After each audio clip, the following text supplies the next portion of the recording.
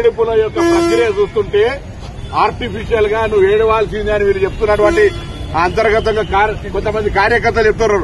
అమ్మ నువ్వు ప్రతి డ్యాన్స్ ఏడవాలని ఆమె చెప్తుంటే కృత్రిమ ఏడుపు అనేటువంటిది మంచిది కాదు. ఆ సోదరి పట్ల మాకు సానుభూతున్నా, రాజకీయాలు సానుభూతి వేరు. వేదికల మీద రాజకీయ ప్రసంగాల మధ్య కన్నీళ్లు పెట్టుకుని సానుభూతి ఓట్లు సంపాదించాలనే ప్రయత్నం చేస్తున్నారు. ఇంకా కన్నీళ్లు పెట్టుకుని ఒకరు ఓదారుతుంటే ఒక ఈ డ్రామా అంతా కూడా సినిమాలో చూసినట్టు అనిపిస్తా ఉంది. ఆ ఏడుపుల యొక్క ప్రక్రియ చూస్తుంటే ఆర్టిఫిషియల్ గా నువ్వు ఏడవాల్సిందే అని వీళ్ళు చెప్తున్నటువంటి అంతర్గతంగా కొంతమంది కార్యకర్తలు చెప్తున్నారు. అమ్మ నువ్వు ప్రతి డ్యాన్స్ ఏడవాలని ఆమె చెప్తుంటే కృత్రిమ ఏడుపు అనేటువంటిది మంచిది కాదు. ఆ సోదరి పట్ల మాకు సానుభూతున్నా, రాజకీయాలు సానుభూతి వేరు. వేదికల మీద రాజకీయ ప్రసంగాల మధ్య కన్నీళ్లు పెట్టుకుని సానుభూతి ఓట్లు సంపాదించాలనే ప్రయత్నం చేస్తున్నారు.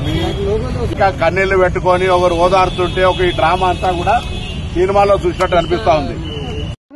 వేలాది మంది జనం ఆమె మాట్లాడుతున్న సందర్భంలో మాట్లాడుతుంటే కింద నుంచి స్పందన వస్తుంటే, మొన్ననే భర్తను కోల్పోయినటువంటి ఆమె తన భర్తను గుర్తు చేసుకుంటూ బాధతో కన్నీళ్లు తెచ్చుకుంటే అది నువ్వు డ్రామా అంటావా?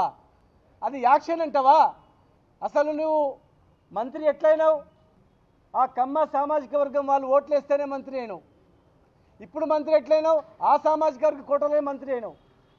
ఖమ్మం జిల్లాలో ఖమ్మం సామాజిక వర్గం వాళ్ళు మా జాతి గురించి కొట్లాడతాడు, మా వాళ్ళకు ఆపదలో చాదుకుంటాడని చెప్పి మీకు ఆ స్థానం వచ్చింది.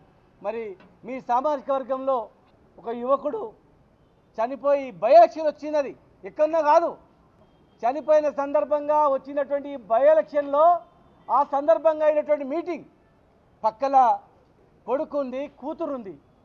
కాలికి దెబ్బ తగిలిన ఒక కూతురు కుంటుకుంటూ మా నాన్న ఆశయాలని మధ్యలో ఆగిపోయొద్దు, మా అమ్మ ఆశయాలను నెరవేరుస్తుందని చెప్పి ఒక బిడ్డ తిరుగుతుంది.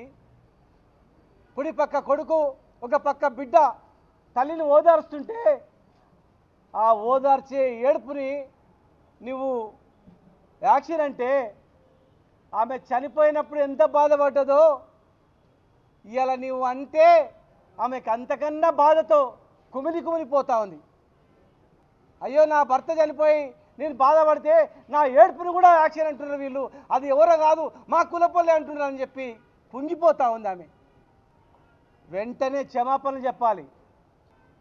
పొన్నం ప్రభాకర్ గారు కూడా నేను అడుగుతా ఉన్నా, దయచేసి అలాంటి చనిపోయినటువంటి మీ పట్ల కూడా చాలామంది ఉన్నారు. అట్లా బై ఎలక్షన్స్ వచ్చినాయి. అట్లా జనంలో వచ్చినప్పుడు మొన్ననే చనిపోయిన భర్త గుర్తొచ్చి ఏడుస్తారు.